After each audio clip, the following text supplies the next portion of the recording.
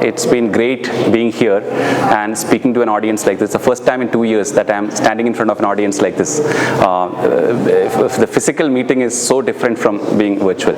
And I think it's a fantastic thing that Analytics India magazine has organized an event like Rising 2022.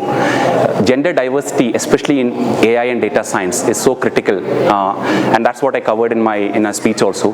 So I feel that, and I'm really looking forward to hearing other speakers talk through during the day about various aspects of how women can be brought more into AI, data science, in STEM education. So it's an extremely pertinent topic to create a very balanced future for the world.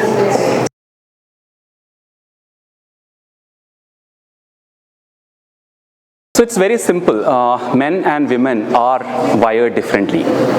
People with different racial backgrounds, they are wired differently because of their cultural upbringing. So when you have not just gender diversity, you bring ethnic diversity, neurodiversity, all kinds of diversity. You are bringing in different ideas. So I may not be able to see something that you are able to see. So an organization brings all this balanced perspective, definitely will not fall into the trap of just being in a bubble of its own complacency, and they will be able to poke holes in their deficiencies and correct things and grow forward, right? So which is why ultimately it will show up in the book of accounts also.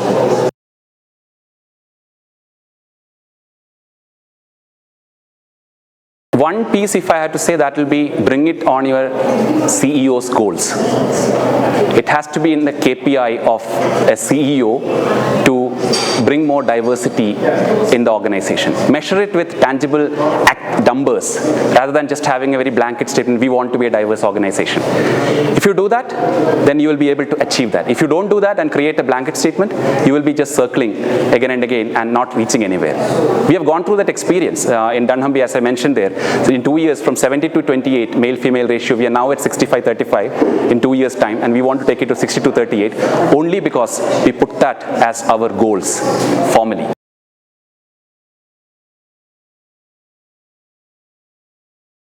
I think the most important thing that men need to be allies in this whole journey, right? So even in dunnhumby, we actually celebrate that and give awards to men who are allies for diversity and inclusion. So the key here is to create a culture in an organization which is very inclusive. It is not just women who need to do that, but it's equally a responsibility for men. Because if you look at many organizations like dunnhumby, even today, 65% are men. So if that 65% is not taken on board in creating, it's not just about diversity, right? It's also about inclusion. How do you make sure that the policies are aligned for making it flexible for women to get back to work?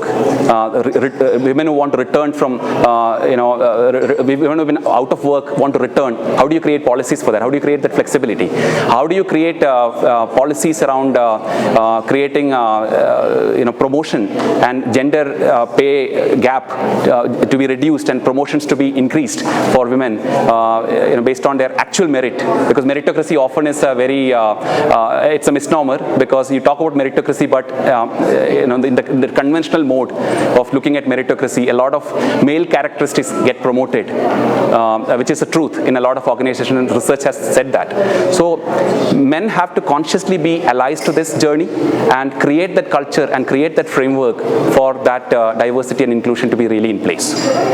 That's what I would say.